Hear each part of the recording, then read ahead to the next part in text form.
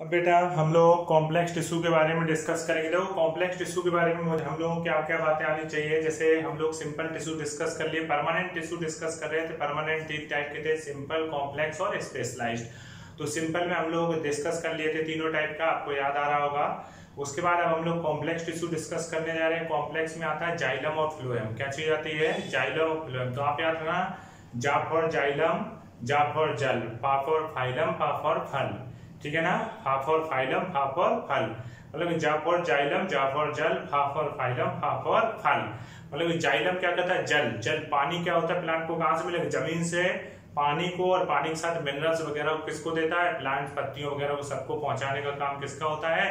Xylem का। दूसरा मैंने बोला फा फॉर फाइलम, फा फॉर फल। जो फूड बनेगी, फूड को पहुंचाने का काम ऊपर से नीचे की तरफ, रूट सबको न्यूट्रिशन चाहिए, ये काम कौन करता है? फ्लोएम करता है। तो जाइलम क्या करता है? नीचे से ऊपर की तरफ किसको ले जाता है? जल को और मिनरल्स को ले जाता है। जबकि फ्लोएम क्या करता है? ऊपर से नीचे की तरफ क्या करता है? फूड को ले जाता है, फलों को ले जाता है। ठीक है ना। तो बात आती है कि जैसे मैं बात कर रहा हूँ कि कॉम्प्लेक्स टिश्यू में हम लोग जाइलम और फ्लोएम के बारे में पढ़ेंगे। जाइलम का जो वाटर, जाइलम का मेन काम क्या है? पानी को ले जाना। तो पानी के लिए हाइड्रो हेड इस तरीके के नाम यूज होता है। तो इसको जाइलम का एक नाम हेड्रोम है, दूसरा नाम वुड भी होता है। क्या होता है? हेड्रोम या वुड भी बोलते हैं। नेक्स्ट पॉइंट है water and minerals containing tissue, conducting tissue इन्हें बोल सकते हैं। और ये मेनली टेरिडोफाइट, जिम्नोस्पर्म, और जैसे मैंने बोला इसमें xylem water and minerals conducted tissue in the vascular plant. Vascular plant का मतलब जिनमें वेस्कुलर सिस्टम चल रहा है। तो वेस्कुलर प्लांट में टेरिडोफाइट, जिम्नोस्पर्म और एंजियोस्पर्म आते हैं। टेरिडोफाइट को प्रिमिटिव वेस्कुलर प्लांट कहते हैं। सबसे पहला वेस्कुलर प्लांट किसको मानते हैं? टेरिडोफाइट को। मतलब कि यहाँ से जाइलम और फ्लोएम बनना शुरू हुआ, ऐसा मानते हैं। उसके बाद बात करते हैं xylem made up from 4 element. 4 element कौन कौन सा है? Xylem tracheids, xylem vessels. Xylem vessels का दूसरा नाम ट्रैकी होता है। फिर जाइलम पैरेन्काइमा, उसके बाद है जाइलम स्क्लेरेन्काइमा। आप लोग याद रखना, मैंने आपको पहले ही बोला था P for parenchyma, P for protoplasm. तो प्रोटोप्लाज्म का पाए जाने किसी भी लिविंग सिस्टम का एक देखा जाए लिविंग सिस्टम का कैरेक्टर माना जाएगा प्रोटोप्लाज्म का पाया जाना। तो यहाँ पे ध्यान रखना पैरेन्काइमा में क्या हो? पैरेन्काइमा तो कैसा होगा? हमेशा लिविंग होगा। तो ये भी क्वेश्चन पूछे जाते हैं जाइलम में कौन सी चीज लिविंग है, कौन सी नॉन लिविंग है। तो जाइलम पैरेन्काइमा क्या होगा? लिविंग होगा। बाकी सब क्या है? नॉन लिविंग है या डेड है, ऐसा मान के चलेंगे। इतनी बात अब हम लोग एक एक करके चारों चीजों के बारे में पढ़ेंगे। ठीक है ना। तो आप इतना देख लो, पहले बेटा लिख लो, फिर इसके आगे हम लोग डिस्कस करते हैं। फिर अगर हम लोग देखते हैं, सबसे पहले देखते हैं जाइलम ट्रैकिड के बारे में। मैंने बताया था जाइलम टोटल 4 एलिमेंट्स मिलकर बने, xylem tracheid, xylem vessels, xylem parenchyma.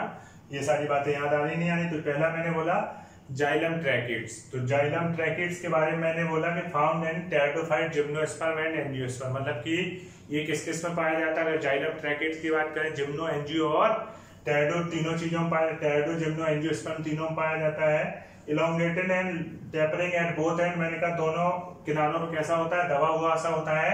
इसमें इस तरीके के स्ट्रक्चर बनते हैं जिसे बॉर्डर्ड पिट बोलते हैं। फिर मैंने इसको ऐसे सेक्शन करके बना के देखा है। तो पिट के बारे में मैंने बताया कि पिट बनते कैसे हैं। तो बताया form due to non uniform deposition of lignin on the cell wall. Lignin क्या होता है? कहीं जमा होता, कहीं नहीं जमा होता। जहां जमा नहीं नजर आता है उसको बोलते हैं पिट, कि यहाँ पे पिट का फॉर्मेशन हो गया। तो ये सब क्वेश्चन नहीं बनते फिलहाल, मेन पॉइंट याद रखो। मैंने कहा कि जो जाइलम ट्रैकिड होती है यूनिसेलुलर विद नैरो ल्यूमेन।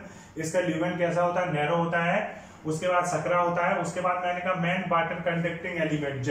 अगर देखा जाए जाइलमेन वाटर को ले जाने का काम कौन करता है? जाइलम ट्रैकिड्स करती है। उसके अलावा मैंने बताया कि आपको ये मैकेनिकल सपोर्ट भी प्रोवाइड करती है। आपको वैसे ही मालूम है जाइलम किसके लिए बना है? जल के लिए बना है।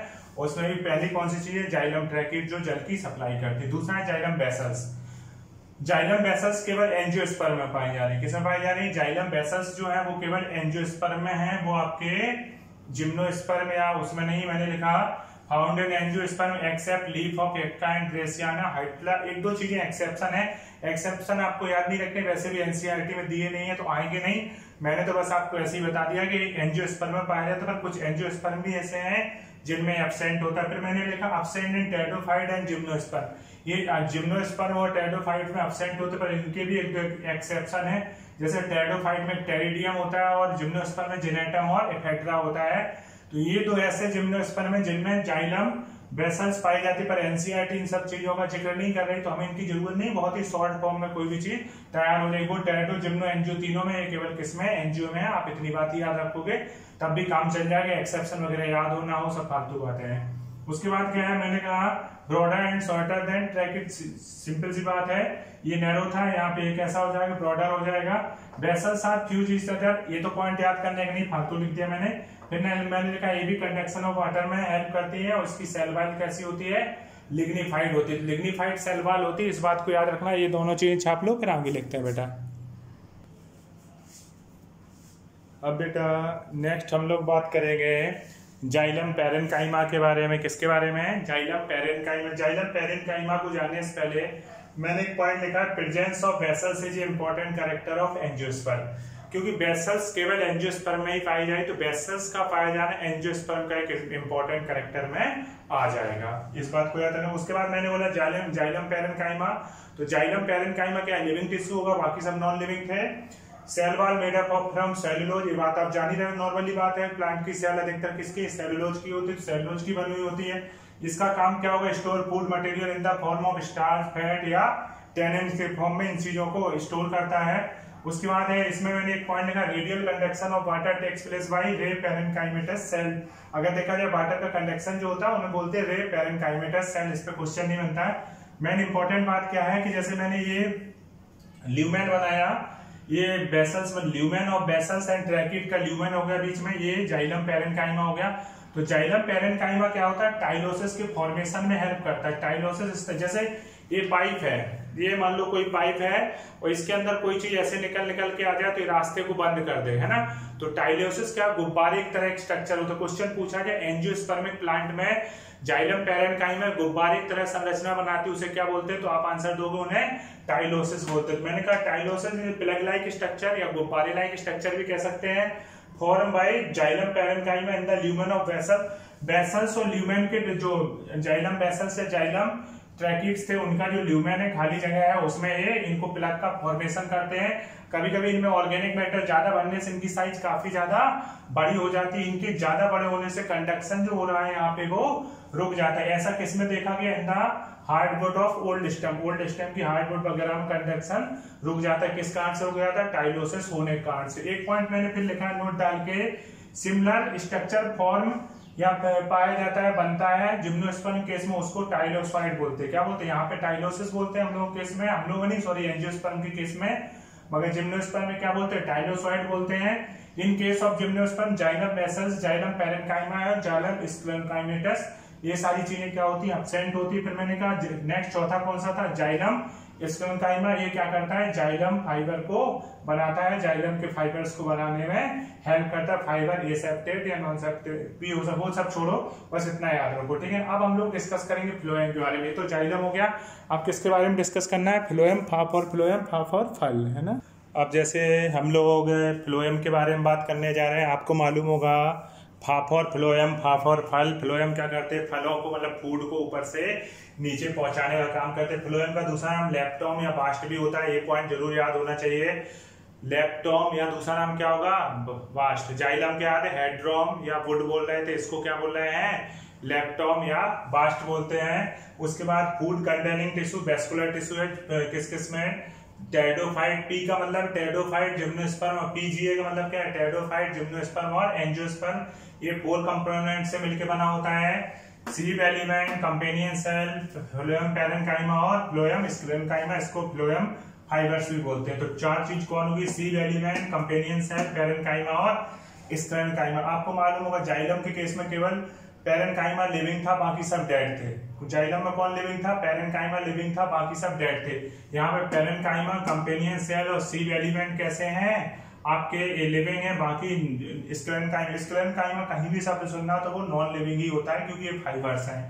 इसके बाद मैंने बोला सीव एलिमेंट जो होता है वो 2 चीजों से मिलकर बना, एक सीव सेल और एक सीव ट्यूब। जो सीव सेल है वो जिम्नोस्पर्म और टेरिडोफाइट्स में होती है, एंजियोस्पर्म में नहीं होती, जबकि सीव ट्यूब केवल एंजियोस्पर्म में पाई जाती है। कंपेनियन सेल्स भी एंजियोस्पर्म में पाई जाती हैं। फ्लोएम पैरेन्काइमा मैंने कहा कि मोनोकॉट फैमिली में नहीं होता है, केवल डाइकॉट फैमिली में देखा गया। फ्लोएम पैरेन्काइमा किस में देखा गया, केवल डाइकॉट। डाइकॉट में भी रेननकुलेसी में ये नहीं होता। उसके बाद फ्लोएम स्क्लेरोकाइमा, ये तो अपने आप में फाइबर्स है, तो इनके बारे में ज्यादा मैं नहीं जाना। अब हमें सीप सेल और सीप ट्यूब के बारे में थोड़ा डिटेल से जानना है क्योंकि इंपॉर्टेंट है। बात आती है बेटा सीप सेल की। सीप सेल किस तरीके से होती है, इस तरीके से नजर आती है। मैंने कहा था elongated and tapering at both and, दोनों किनारों पे कैसी होती है, इलोंगेटेड होती है और टेपरिंग मतलब दबी हुई होती है। मैंने कहा फाउंड इन जिम्नो या एंजियो, वो तो मैं पहले ही सॉरी जिम्नो और टेरिडोफाइट्स में, टेरिडोफाइट और जिम्नोस्पर्म में पाई जाती है तो पहले ही बता चुका हूँ आपको। अब देखो ये स्ट्रक्चर है, इसमें क्या हुआ कि किनारे की तरफ प्लेट लाइक स्ट्रक्चर पाई जाती है जिसे सीप प्लेट कहते हैं। क्वेश्चन पूछा जाए जो सीप प्लेट है सीप सेल में, अगर देखा जाए जो सीप प्लेट, ये सीप सेल हो गई, तो इसमें जो प्लेट है वो कहाँ साइड पाई जाती है, बीच में नहीं पाई जाती, कहाँ पाई जाती है, किनारे की ओर पाई जाती है और लेटरल साइड। और इनमें ही मैंने इस सेल को एक को उठाया, बड़ा करके देखा, जब मैंने बड़ा करके देखा इसको, इस सेल को, तो इसमें पोर्स टाइप के दिख रहे हैं जिन्हें बोलते हैं सीप पोर्स। और ये कहाँ पाए जाते हैं, सीप प्लेट। ये जो पोर्स होते हैं न्यूट्रिशन को पास करने में हेल्प करते हैं। तो ये तो हो गया सीप सेल के बारे में। हम लोग सीप ट्यूब के बारे में पढ़ेंगे, पहले इतना छापो, वो इंपॉर्टेंट, ज्यादा इंपॉर्टेंट है इसके मुकाबले, ठीक है। अब बेटा अगर हम लोग देखें सीप ट्यूब के बारे में, देखो मैंने सीप ट्यूब इस तरीके से बनाई, थोड़ी सी अजीब सी दिख रही होगी। एक्चुअली क्या है, सीप ट्यूब में किनारे की तरफ ये यहाँ पे मैंने सीप प्लेट दिखाई और ये यहाँ पे क्या दिखा दी, इसमें पोर्स दिखा दिए, ठीक है ना। प्लेट कहाँ तरफ, किनारे की तरफ दिखा दिए सीप प्लेट, और यहाँ पे ये क्या हो गई, सीप ट्यूब हो गई। क्या चीज हो गई, ये सीप ट्यूब है, इसके किनारे क्या हो गए, सीप प्लेट हो गई। इनके आसपास क्या हो गई, कंपेनियन सेल हो गई। कौन सी सेल हो गई, कंपेनियन। इसके बाद ये पिट है, found in the wall of सीप ट्यूब, ये पिट पाए जाते हैं यहाँ पे। अगर हम लोग देखें ये छोटे छोटे मैंने पिट बना दिए है, ठीक है। अब मैंने एक पॉइंट लिखा है कि ये तो एंजियोस्पर्म में पाया जाता है, कंपेनियन सेल और सीप ट्यूब, क्योंकि सीप सेल वाला पहले ही पढ़ चुके हम लोग। तो मैंने कहा इन द विंटर ये और old age polysaccharide deposit in the ship plate and form cellulose. अब सीप प्लेट आपको दिख रही है, जो आपकी सीप प्लेट है उनमें क्या हो जाती है, प्लेट है, यहाँ पे क्या जमा हो जाता है, पॉलीसैकेराइड। ओल्ड एज के प्लांट में सर्दियों में डिपोजिशन हो जाए, आपने देंगे देखा है बसंत ऋतु में पत्ते गिर जाते हैं, फिर नए नए पत्ते निकलते, सर्दियों में क्या होता है, यही जमा हो जाता है। पॉलीसैकेराइड वगैरह जमा होने से प्रॉपर न्यूट्रिशन पर हर चीज को नहीं मिल पाता। जब न्यूट्रिशन नहीं मिल पाएगा तो पत्तियों को न्यूट्रिशन नहीं मिलेगा प्रॉपर, तो वो गिरने लगेंगे। तो यही कारण है कि यहाँ पे जमा हो जाता। समर के टाइम पे गर्मी जैसे ही आता है तो ये घुल जाता है और फिर से नई पत्तियां निकलने लगती है, ऐसा देखा गया है। पर सभी प्लांट में ऐसा नहीं है, पर मैक्सिमम के साथ ऐसा देखा गया। फिर मैंने बोला एट द, एक कुछ नोट डाल के मैंने पॉइंट लिखे, तो ये चीज बहुत अच्छे से देख लेना, समझ लेना है। फिर मैंने पॉइंट बोला at the maturity nucleus absent in सीप एलिमेंट। न्यूक्लियस किन किन चीजों में एब्सेंट होता है, सीप सेल, सीप ट्यूब और जाइलम ट्रैकेट। इन्हीं पे क्वेश्चन बनेंगे, ध्यान दो, बहुत अच्छे समझो। न्यूक्लियस किसमें एब्सेंट होता है, सीप सेल, सीप ट्यूब और जाइलम ट्रैकेट। इनमें न्यूक्लियस नहीं पाया जाता। न्यूक्लियस हमारी आरबीसी में भी नहीं होता, तो वो भी मैंने लिख लिया।